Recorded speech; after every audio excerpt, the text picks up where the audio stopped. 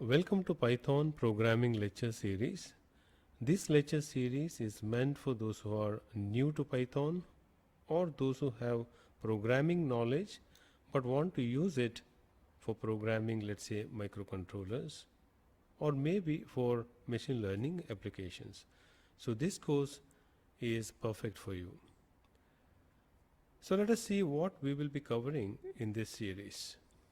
So this series comprises of multiple parts, and today this is part 1.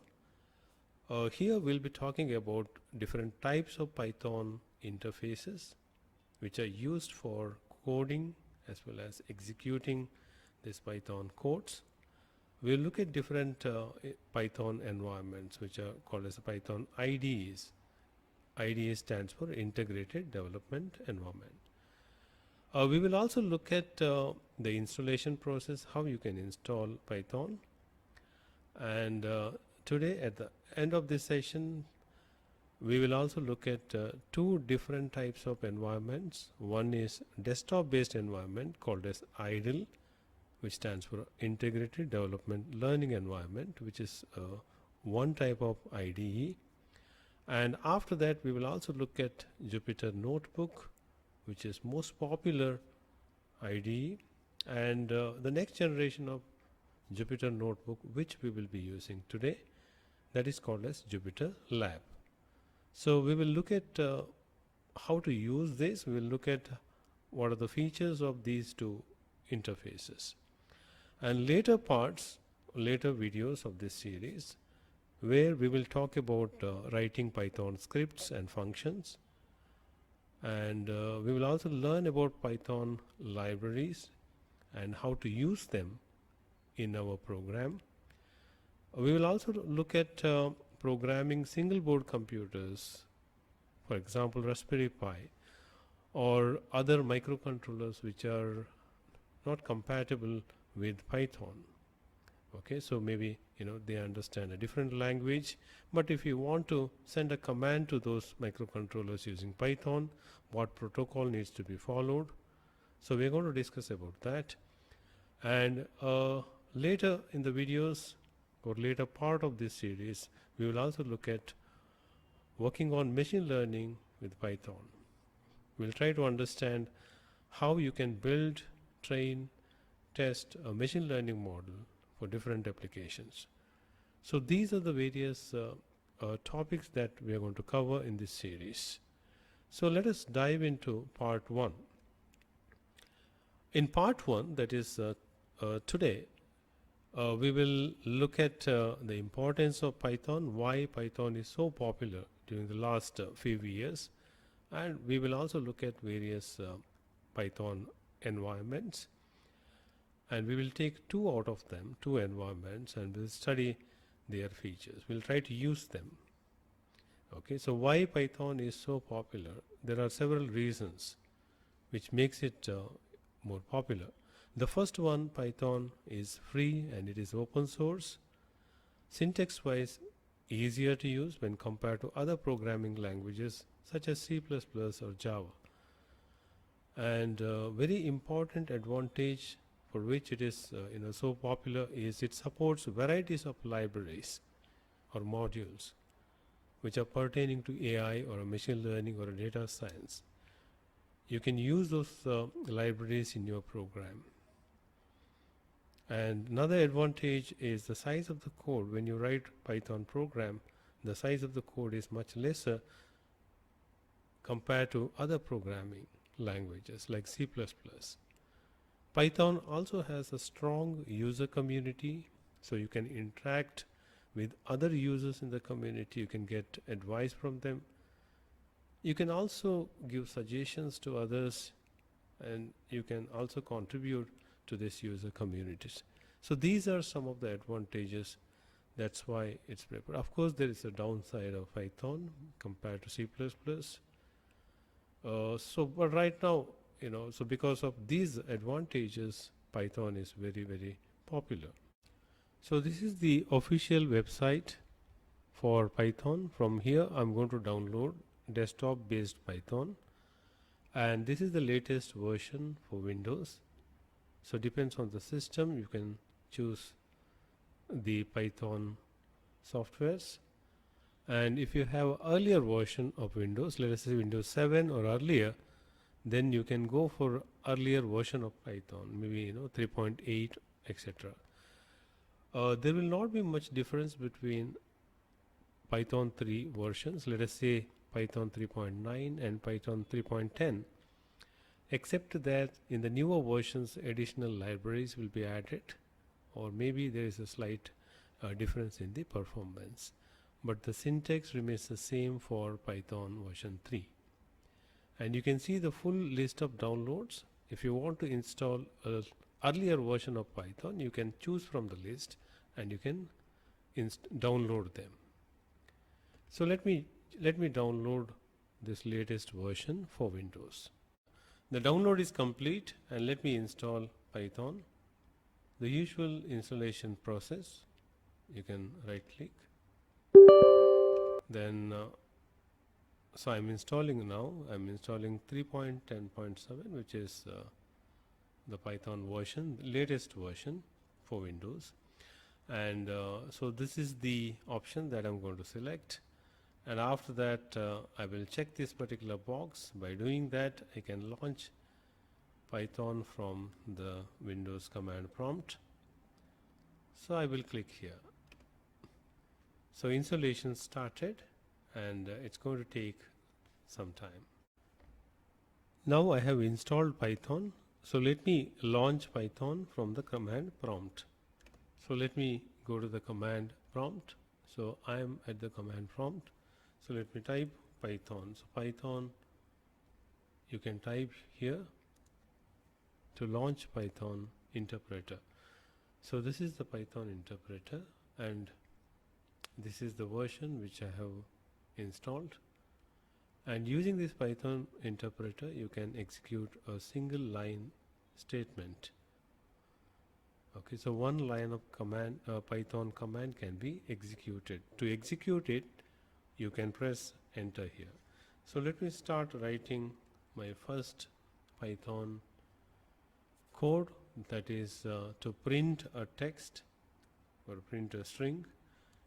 So let me take the string as Python programming series. So I will close this. Inside the single quote, I can put the string, and when I press enter, the statement gets executed. So you can see that this is the text which is displayed here. So this is called as a Python interpreter, but the features are less. But when we installed it, we also installed what is called as IDLE. So in order to launch that, we can just search for IDLE in the search bar.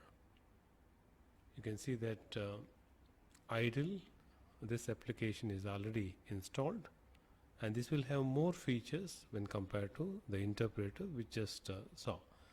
I'll click this, and that opens up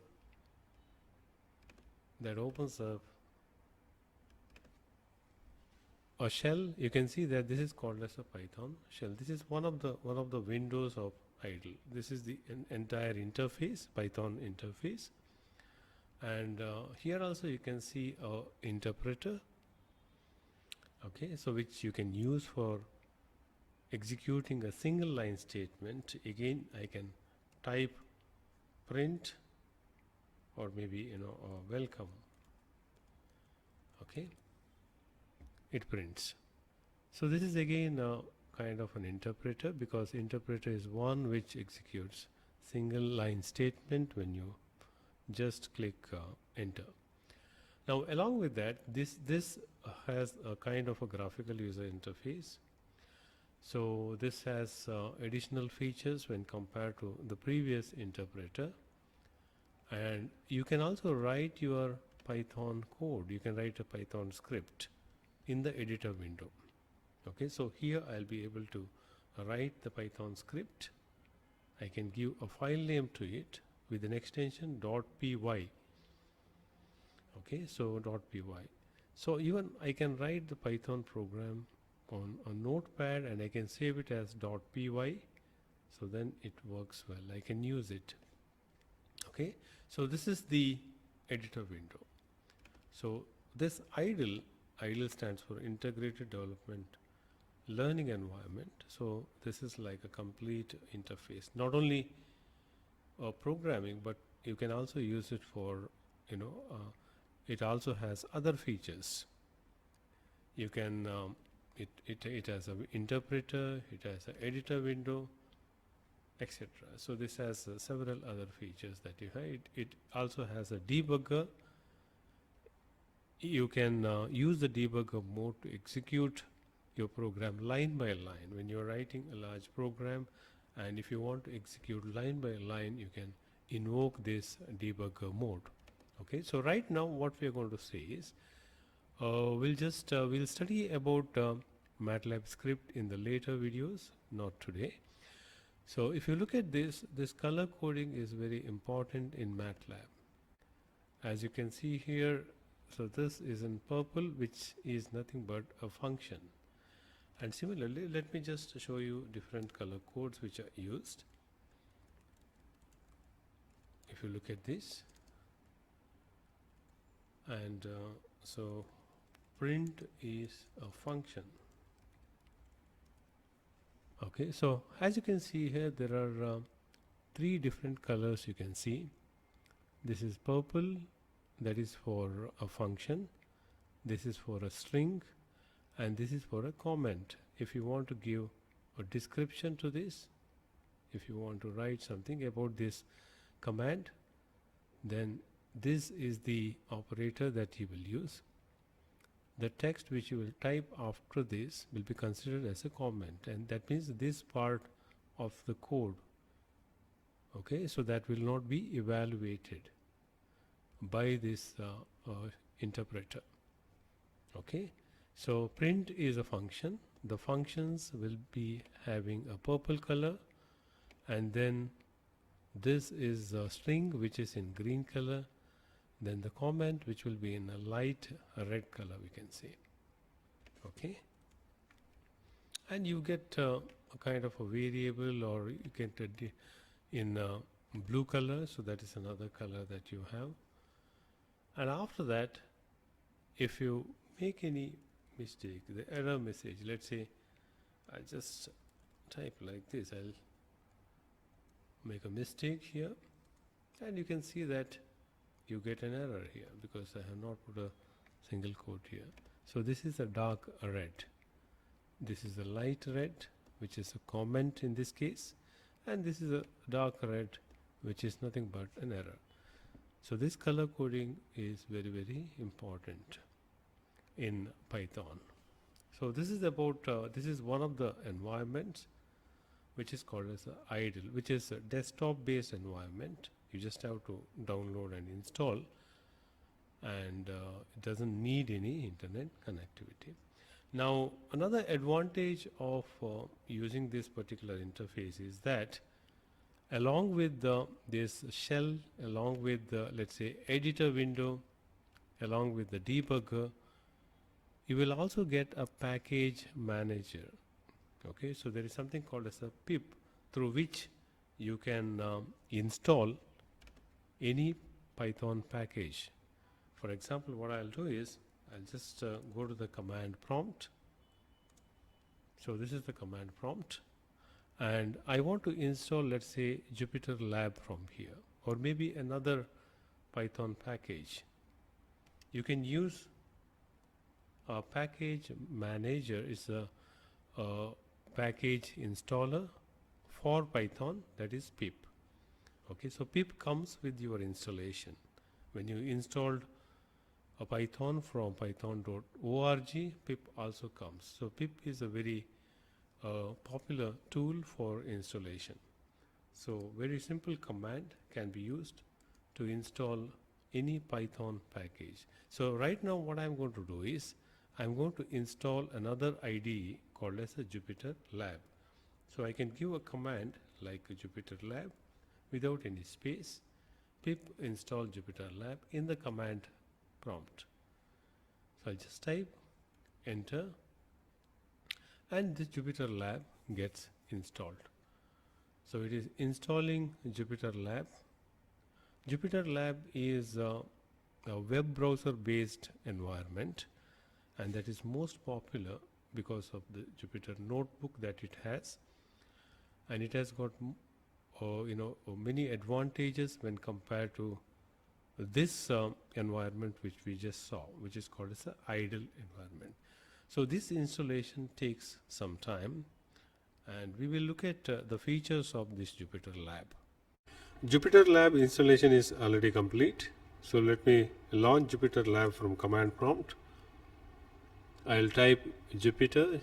Jupyter stands for Jupyter space lab, and press enter. So this will launch a web browser based IDE called as Jupyter Lab. Launch Jupyter Lab.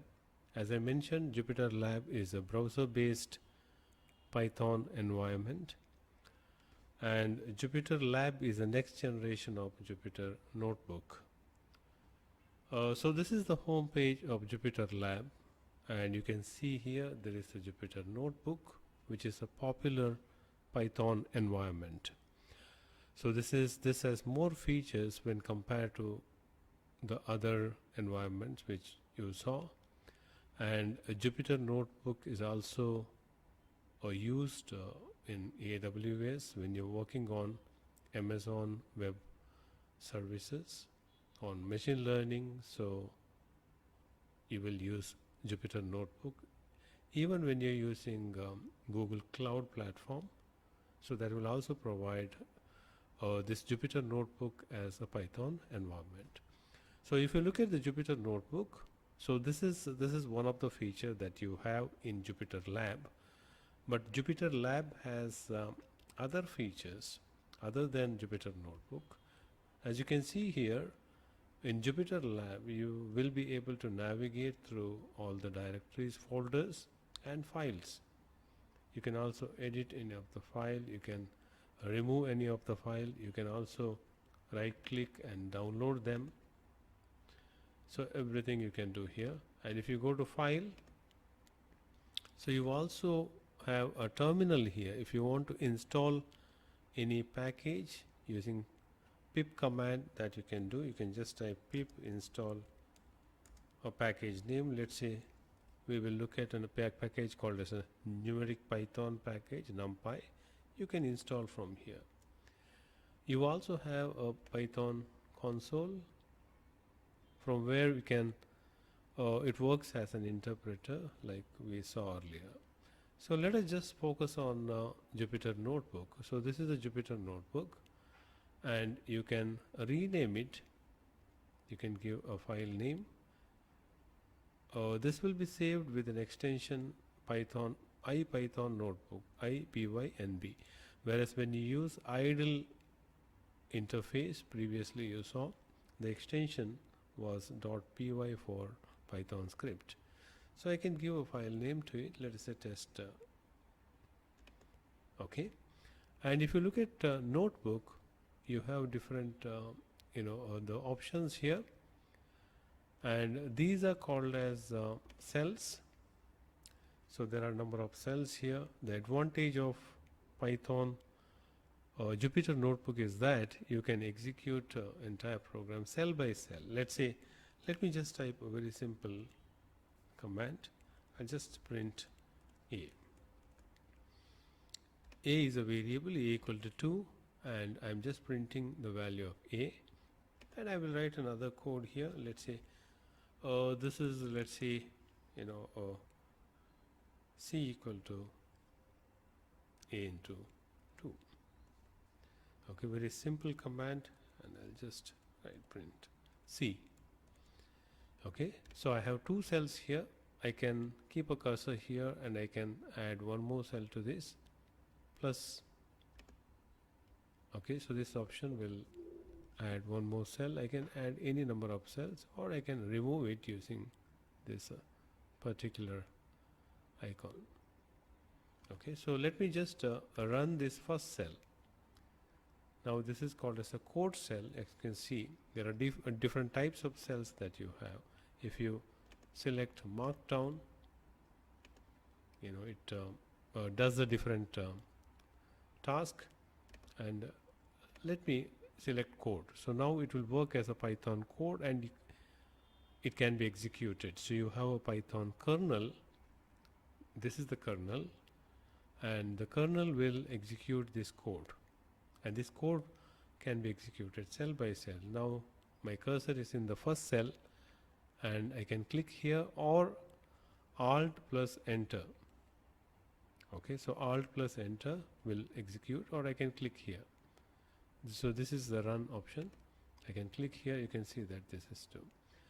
So when I'm executing this, these codes will not be executed.